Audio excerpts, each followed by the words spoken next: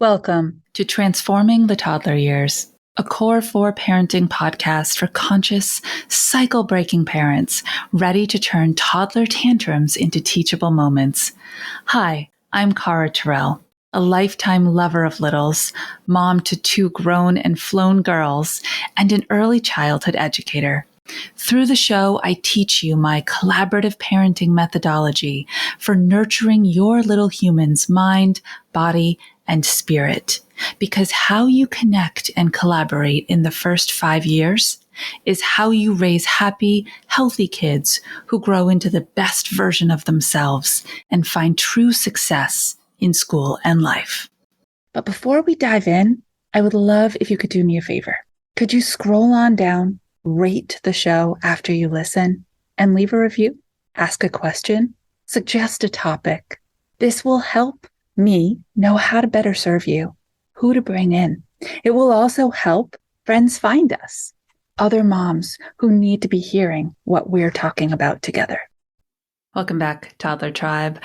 On last week's episode, part 1 of this, I laid the foundation for what it's means to connect deeply with our children at every age, including 1 and 2 and 3 and those really formative toddler years, that modeling for them what healthy human to human interaction feels like and sounds like. That is the best gift that we can possibly give for them as they grow over time and through their lives. So I'm picking up where I left off because laying this foundation involves the core 4 connectors of healthy human interaction. And it's a real social psychology experiment, as we learned. I talked deeply about how we have emotional bank accounts, and as people, we can make deposits into those. My daughter did the dishes without being asked. Wow. Thank you so much for noticing that I was needing some help and just filling that gap. That type of thing, right? Or we can take emotional withdrawals from each other. And you know how that feels when people are just kind of like at those energy vampires and kind of just sucking the life out of you, and you feel depleted instead of connected, and resentment comes in and all those other really strong negative human emotions. So the 2 I focused on in that first episode, if you haven't listened, go back and listen to that one first. It'll set you up for what I'm about to read, which I haven't read yet. It's going to make me cry, I'm pretty sure. I focused on mutual trust and mutual respect, but being the foundation for healthy relationships. And there are 4. But before I move on, I want to do a short exercise. So if you're driving, eyes open, definitely. But if not, and you have the space emotionally and physically, close your eyes down for me for just a moment and think about, picture, bring to mind somebody that you have this type of relationship with. You trust them with your life. You respect them enough that you always know you can tell them the truth. And when they communicate back to you, it's going to be in a supportive way. That you never have to worry about what they're going to say to you. You never have to worry about what you say to them. You never have to put on airs or be somebody you're not. You are just truly, inextricably connected. That time is not a factor in your relationship, that you can go 6 months without seeing or even talking to each other. And when you see each other or pick up the phone again, it is like no time has gone by. That when you hit your lowest lows, that's the person that you want to go to. That's the person who you know will sit with you through the struggle. And that's the person you know is going to go out and party like it's 1999 when you make that massive achievement that you've been working on with you. Do you have someone in your life like that? Who's your biggest cheerleader, your biggest fan, but also like rock core, solid truth teller. They will call you on your BS. They will tell you when you're throwing a pity party, and they will call you back, challenge you to be your best self. You have that person? What a gift, right? What a gift. Okay, if you went there with me, you can open your eyes up again. I feel like this is a relationship that people don't believe they can have with their toddlers. That the world has sold you a rotten bill of goods that the toddler years are supposed to be hard. That they're supposed to be terrible, that you're going to have to survive them to get to the other side. Well, where's the other side? There is no other side. If you start on the struggle bus, you stay on the struggle bus.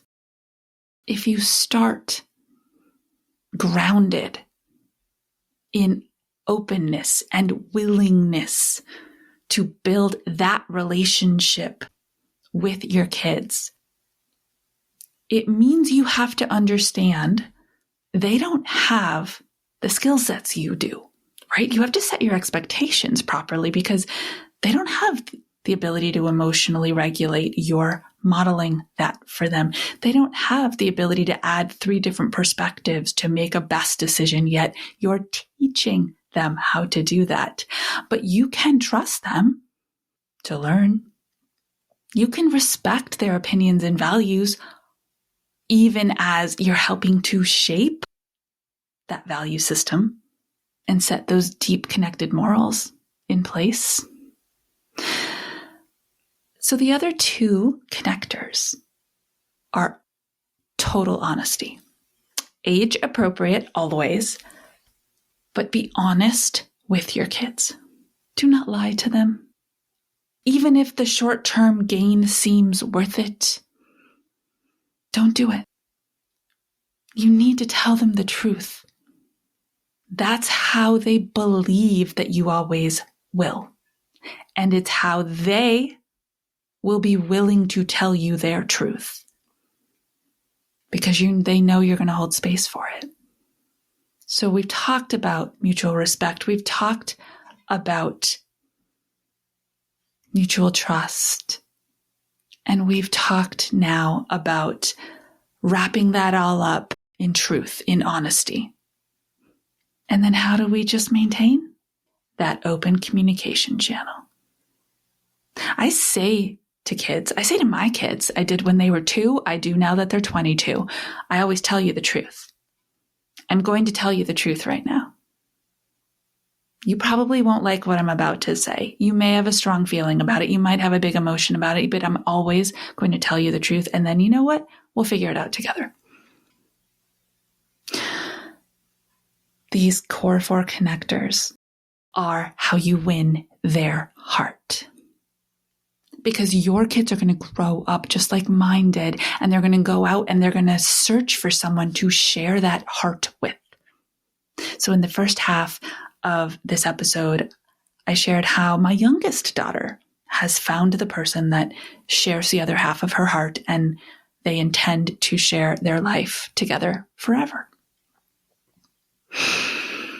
And it mattered to Caroline that her father was asked for her hand in marriage before any proposal was ever made. Still hasn't been made, the proposal. But the process of having her intended, have a deep conversation with her dad that ends with, or in this case it began with, do I have your blessing to marry your daughter? I mean, this is an age-old tradition, not the kind that we maintain typically. Nowadays, our youth go out, they make their choices. We either support them or we don't, typically. And that's that, right? They are the age of enlightenment. They are the self-advocacy. I got this. I can do this. I can do whatever I want. But for my kid, it mattered to her that her dad was part of the process and the conversation and gave his blessing. Jeremiah was anxious about this. He says, I don't know this guy. How can I give a blessing to someone who I don't know? I mean, that's a legitimate question, right? It is. And we are face-to-face people. As a family, we really like to have experiences face-to-face and also navigate conflict face-to-face. We're not a texting family. The voice memos are meh for me. Like, I want to be able to see you and hear you and watch your eyebrows go up and your facial expressions change. And if you're me, hands flying everywhere, right? There's the American Sign Language and the Italian heritage coming together. That is how true communication happens. And so the two of them meeting for the first time on Zoom, it just felt so inauthentic to Jeremiah, my husband. He just was like, I don't like this idea. Obviously, I'm going to say it's fine because I love and trust my daughter, and I believe in her ability to size up someone's character. Now, I had met him, right? I said, well, you love and trust me, and you believe in my ability to see someone's character for who they are. But he didn't have that experience at that moment. And so it was scary. As I said in the other episode, 2 hours and change later, he sized him up. He said, oh, yeah, this one's made of good character. But it all started almost 20 years ago. Kiddo's turning 20 soon. When we showed her what it's like to build a relationship with another human being based on those core 4 character connections.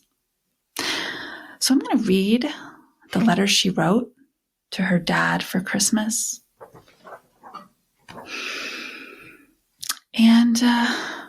And see who it is that she sees and why it is that it mattered so much to her that her dad was the man that connected with the man she chose.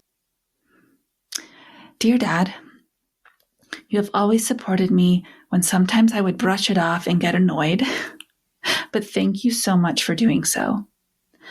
I love how we can always laugh together without trying, even through the video calls. You don't like them, but you still do it for me. Support me in my relationship, even though you've never met him, and I know it must be hard understanding his accent too. I'm butting in here. I love his accent, but yes, it can be tricky. Those many times that you drove me to school, even though you had work, are memories I will never forget. You've taught me so much, and I miss just being able to go outside and help you. I know you feel like you missed out on so many parts of Claire and I growing up as kids, but you were there. You did not leave. The fact that I can say that is much more than many people I meet these days.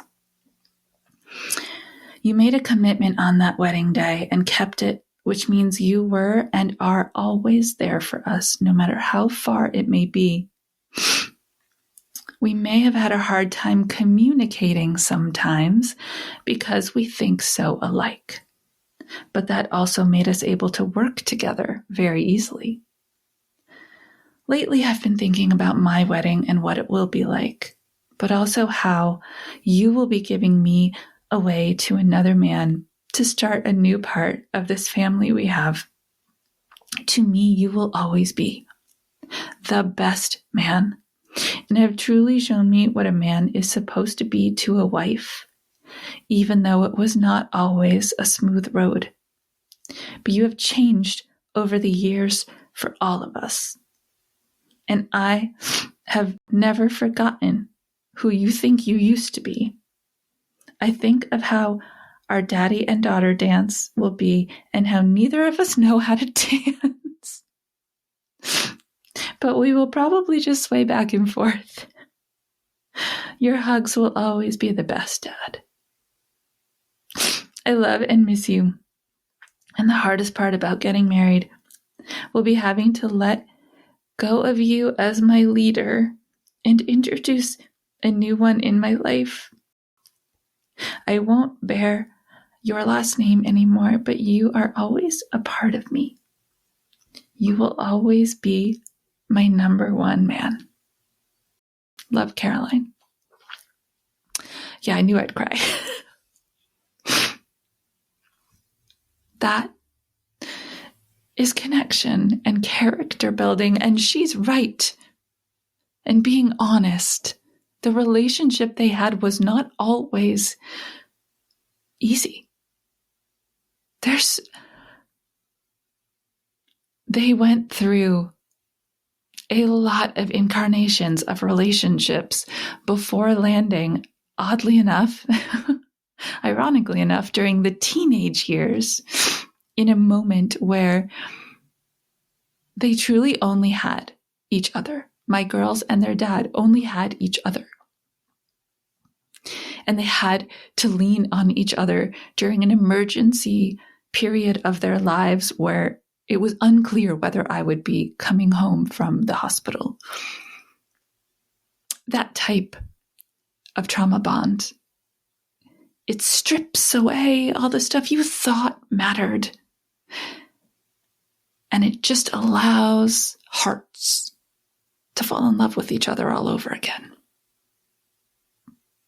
I'm so amazed, not just with this kid, but all my kids, my girls, at who they have become and who they feel safe enough to become as adults in the world, navigating on their own and searching for how to start their lives. And in this case, with another person. It takes trust in yourself, respect in yourself. It takes being honest with yourself. It takes a feeling of safety internally to step into those next levels of yourself. And then to share it with others and to open your soul and bear it like she did in that letter. So brave. So much love. Until our next episode, stay mindful and proactive as we transform the toddler years.